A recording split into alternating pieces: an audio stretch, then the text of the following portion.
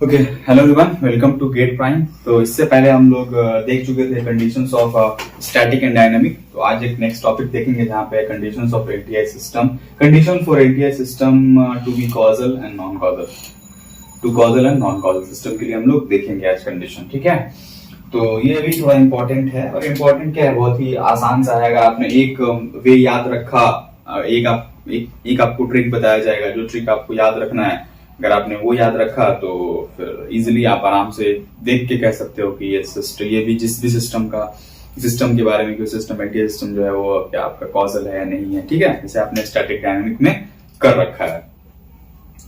तो यहाँ पे जो बात होगा वो होगा transfer function, sorry impulse response के ऊपर बात होगा। किसके ऊपर बात होगा, मतलब हम लोग अगर कॉजल नॉन कॉजल डिसाइड करेंगे on the basis of impulse response.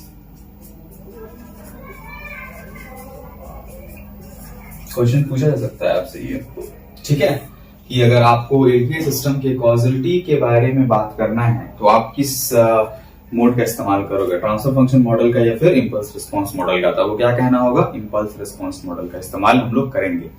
लेकिन यही सवाल आपसे पूछा जाए कि आप अगर static dynamic behaviour of LTI system आपको फाइंड करना है तो कौन से मॉडल का इस्तेमाल करोगे, तो आप कह सकते हो दोनों का, ट्रांसफर फंक्शन मॉडल भी, और हमने इंपल्स रिस्पॉन्स को भी देखा हुआ है। आपको पता है ना, एच ऑफ टी के लिए क्या होना चाहिए आपका, के डेल्टा ऑफ टी होना चाहिए, but H capital H of S के लिए क्या होना चाहिए, कांस्टेंट होना चाहिए। ये बात को आप ध्यान में रखेंगे, ओके, जो प्रीवियस क्लास की बातें हैं। तो आज हम लोग बात करेंगे कॉजल नॉन कॉजल के बारे में, जिसका बेस होगा इंपल्स रिस्पॉन्स। मतलब क्या, स्मॉल एच ऑफ टी। ठीक है, तो अगर सिस्टम कॉजल है, अगर एलटीआई सिस्टम कॉजल होगा तो उसके लिए कंडीशन ये है कि एच ऑफ टी होना चाहिए 0 के बराबर फॉर टी लेस देन 0। मतलब नेगेटिव साइड में, अगर मान लो एक ग्राफ बनाता हूं मैं, ये टी ग्रेटर देन 0 है, टी लेस देन 0। अगर ये एच ऑफ टी का ग्राफ है तो इस वाले साइड में क्या होना चाहिए, 0 होना चाहिए वैल्यू। ठीक है, इस वाले साइड में अगर पॉजिटिव भी रहता है तो कोई फर्क नहीं पड़ता है। ठीक है, बट इस साइड में आपका वैल्यू क्या होना चाहिए, 0 होना चाहिए। इधर क्या होना चाहिए, 0 होना चाहिए। इधर अगर कोई पॉजिटिव वैल्यू भी होता है तो कोई दिक्कत नहीं है। ठीक है, तो ये हुआ आपका conditions for causality of LTI system. For LTI system to be causal we have to keep one thing in mind, that your impulse response must be equal to 0 for t less than 0। मतलब यहाँ पे जो h of t का t है ना, वो क्या होना चाहिए, लेस देन 0 के लिए कंडीशन डिफाइंड किया गया है। ठीक है, तो ये तो हुआ थ्योरेटिकल बात। आपको पता चल गया कॉजलिटी के हम लोग डिस्कशन करेंगे इंपल्स रिस्पॉन्स के मेथड पे, इंपल्स रिस्पॉन्स के बेसिस पे। उसके बाद कंडीशन क्या है, एच ऑफ टी जो होना चाहिए वो क्या होना चाहिए, 0 होना चाहिए। ठीक है, फॉर टी लेस देन 0। ये तो हुआ थ्योरेटिकल बात। हम लोग आते हैं क्वेश्चन के ऊपर। क्वेश्चन क्या कहता है, check the causality of LTI system. कर लेते हैं चेक। देखिएगा जरा, यहाँ पे आपको क्या दिया होगा, मतलब आपको हर क्वेश्चन में क्या दिया होगा, इंपल्स रिस्पॉन्स दिख रहा होगा। क्योंकि हम लोग कॉजलिटी का जो बेसिस होता है, वो क्या होता है आपका, इंपल्स रिस्पॉन्स ही होता है। तो आप आराम से इंपल्स रिस्पॉन्स के अकॉर्डिंगली आप फाइंड कर सकते हो। तो देखो जरा कैसे करते हैं। H of T impulse response है, ठीक है, एक एलटीआई सिस्टम का। अब उस एलटीआई सिस्टम के बारे में आपको बताना है कि कॉजल है या फिर नॉन कॉजल है। तो यहाँ पे क्या, e to the minus of t, u of t plus 1। देखिए u ऑफ टी प्लस 1 का मतलब क्या है, ये t इज इक्वल टू -1 से स्टार्ट हो रहा है। मतलब कहां से स्टार्ट हो रहा है, -1 से स्टार्ट हो रहा है, यहां से स्टार्ट हो रहा है। -1 से स्टार्ट हो रहा है, मतलब -1 से लेकर 0 के बीच में कितना वैल्यू है इसका, 1 तो है ही, और 0 से लेकर इंफिनिटी के बीच में तो 1 है। मतलब ये t लेस देन 0 में वैल्यू इसका 0 नहीं हुआ, तो ये अगर 1 हो जाएगा, e to the power minus of t into 1 हो जाएगा, तो ये वैल्यू तो कभी भी 0 होगा नहीं, हमेशा पॉजिटिव वैल्यू रहेगा। ठीक है, तो इसका मतलब क्या हुआ, एच ऑफ टी कभी भी 0 नहीं हो पाएगा t लेस देन 0 में। इसका मतलब क्या हुआ, ये क्या हुआ आपका, नॉन कॉजल हुआ।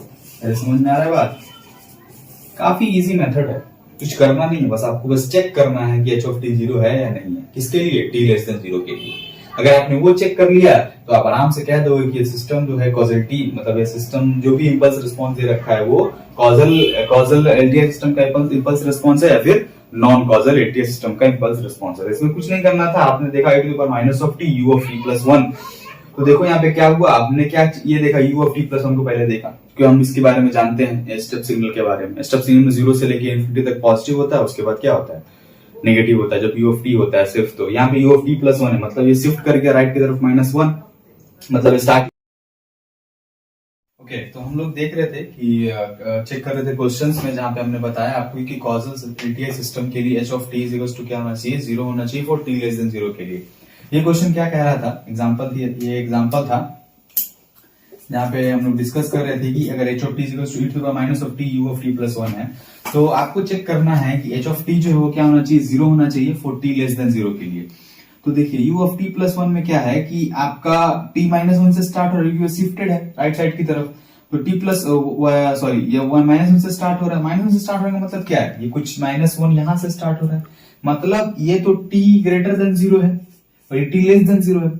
तो t लेस देन 0 पे इसका वैल्यू तो यूनिट इंपल्स सिग्नल का क्या होता है, 1 होता है। तो h ऑफ t जो होगा t लेस देन 0 पे कभी भी 0 हो नहीं पाएगा, तो ये सिस्टम क्या हो जाएगा, नॉन कॉजल हो जाएगा। ठीक है, मतलब ये एच ऑफ टी जिस भी सिस्टम का इंपल्स रिस्पॉन्स है या जिस भी एलटीआई सिस्टम का इंपल्स रिस्पॉन्स है, वो एलटीआई सिस्टम क्या है आपका, नॉन कॉजल नेचर का है। ठीक है, ये चीज आपको समझ में आ गया होगा। तो अब देखते हैं दूसरा क्वेश्चन। दूसरा क्वेश्चन में देखिए यहाँ पे एक और इंपल्स रिस्पॉन्स दे रखा है, h of t is equal to e to the power minus of t plus 1 u of t. तो आपको इसको तो इससे तो कुछ पता चलेगा नहीं कि ये होगा कि नहीं होगा, मतलब ये t इज इक्वल टू 0 में t ग्रेटर देन 0 और t लेस देन 0 में इसका कुछ तो पता चलेगा नहीं। तो हम लोग u ऑफ t को देखते हैं, क्योंकि हम लोग इंपल्स यूनिट स्टेप के बारे में हम लोग जानते हैं। तो यहाँ पे सिर्फ u ऑफ t है, सिर्फ u ऑफ t है, मतलब क्या है, ये इस तरह कुछ ग्राफ बनेगा यहां से यहां तक, मतलब क्या है, 0 से स्टार्ट होगा और इस तरफ प्रोसीड कर जाएगा इंफिनिटी की तरफ। तो यहां यानी कि ये t ग्रेटर देन 0 में ही इसका वैल्यू 1 होगा, लेकिन t लेस देन 0 में अगर यहां पे जाएंगे हम लोग तो इसका कुछ वैल्यू ही नहीं आ रहा, वैल्यू कितना आ रहा है, 0 आ रहा है। तो मतलब u of t less than 0 में अगर 0 है तो 0 multiplication with this is equal to क्या होगा, h ऑफ t भी क्या हो जाएगा, 0 हो जाएगा फॉर t लेस देन 0। इसका मतलब क्या है, ये जो इंपल्स रिस्पॉन्स है, जिस भी एलटीआई सिस्टम का इंपल्स रिस्पॉन्स है, वो एलटीआई सिस्टम क्या होगा आपका, कॉजल नेचर का होगा। क्यों कॉजल का होगा, क्योंकि h of t is equal to 0 है t लेस देन 0 के लिए, मतलब इस कंडीशन के लिए। ये सब चीज आपको समझ में आना चाहिए। ठीक है, या ये बात समझ में आ गई। अब कुछ ग्राफिकल क्वेश्चंस भी करके देख लेते हैं, उसमें भी हम लोग चेक कर लेते हैं कि ये जो भी ये ग्राफिकल किसका है, इंपल्स रिस्पॉन्स का ग्राफ दे रखा है। तो ये देखिए, अगर h of t versus t का ग्राफ है, ये स्टार्ट कहां से, सपोज करिए पॉइंट 2 है, मतलब 2 यूनिट से स्टार्ट हो रहा है ग्राफ और प्रोसीड टुवर्ड इंफिनिटी की तरफ जा रहा है। तो हमको देखना क्या है, t लेस देन 0 और t ग्रेटर देन 0। तो ये पार्ट आपका t ग्रेटर देन 0 है और ये पार्ट क्या है आपका t लेस देन 0 है। t लेस देन 0 में देखिएगा तो ये ग्राफ तो एग्जिस्ट ही नहीं कर रहा है, इसकी एग्जिस्ट कहां कर रहा है, t ग्रेटर देन 0 में, मतलब t लेस देन 0 में h ऑफ t क्या है, 0 के बराबर है फॉर t लेस देन 0। इसका मतलब क्या हुआ, ये जिस भी एलटीआई सिस्टम का इंपल्स रिस्पॉन्स का ग्राफ दे रखा है, वो एलटीआई सिस्टम क्या हो गया आपका, कॉजल नेचर का हो गया। ये बात समझ में आई। दूसरा क्वेश्चन देख लेते हैं। दूसरा क्वेश्चन क्या कहता है, यहां भी देखो आप h ऑफ t है, h of t versus t का ग्राफ है। अब ये 0 है, मान लो ये पॉइंट माइनस ऑफ 2 है। ठीक है, अब देखो हमको क्या चेक करना है, t लेस देन 0 और t ग्रेटर देन 0। तो ये t ग्रेटर देन 0 हुआ और ये क्या हुआ आपका, t लेस देन 0 हुआ। t ग्रेटर देन 0 में आप देखोगे तो ये ग्राफ एग्जिस्ट कर रहा है, लेकिन t लेस देन 0 भी ये ग्राफ एग्जिस्ट कर रहा है। क्यों एग्जिस्ट कर रहा है, देखो क्योंकि ग्राफ -2 से स्टार्ट हो रहा है, इसकी वैल्यू हो गई 1, मतलब t लेस देन 0 में इस ग्राफ की वैल्यू 1 है, एम्पलीट्यूड 1 है, मतलब h ऑफ t कभी भी 0 के बराबर नहीं होगा फॉर t लेस देन 0।